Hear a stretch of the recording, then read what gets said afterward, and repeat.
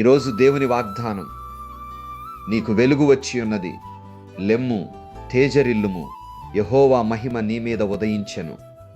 యెషయా గ్రంథం 61. ఈరోజు నీవు చీకటిలో నడుస్తున్నట్లుగా అనిపించవచ్చును. నీ జీవితంలో ఆశ కనిపించక నిరాశపడుతుండవచ్చును. ఎంత ప్రయత్నించినా దారి కనిపించట్లేదని బాధపడవచ్చును.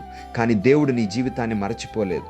ఎంత గాఢమైన చీకటి ఉన్నా ఒక చిన్న వెలుగు దానిని పారద్రోలగలదు.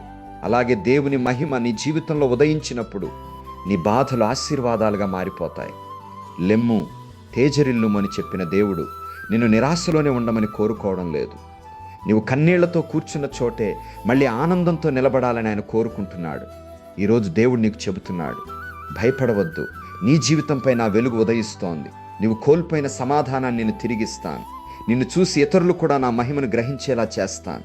నీవు బలహీనంగా అనిపించినా, నీ భవిష్యత్తు చీకటిగా కనిపించినా, దేవుడు నీ కోసం ఒక కొత్త మార్గాన్ని సిద్ధం చేస్తున్నాడు. ఆయన వెలుగు నీ జీవితాన్ని తేజస్సుతో నింపబోతోంది. సకల ఆశీర్వాదాలకు, కృపలకు కారణభూతుడా, కృపా సత్య సంపూర్ణుడా, మీకు వందనాలు. ప్రభువా, ఈ వాగ్దానం వినే ప్రతి హృదయంలో మీ వెలుగును ప్రకాశింపజేయనాయన.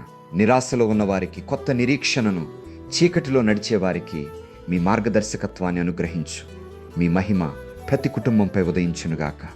మీ కృపా బహుళ్యానికి సమర్పిస్తూ యేసు నామములో ఈ వాగ్దానాన్ని ఆశీర్వదిస్తున్నాను తండ్రి. ఆమెన్.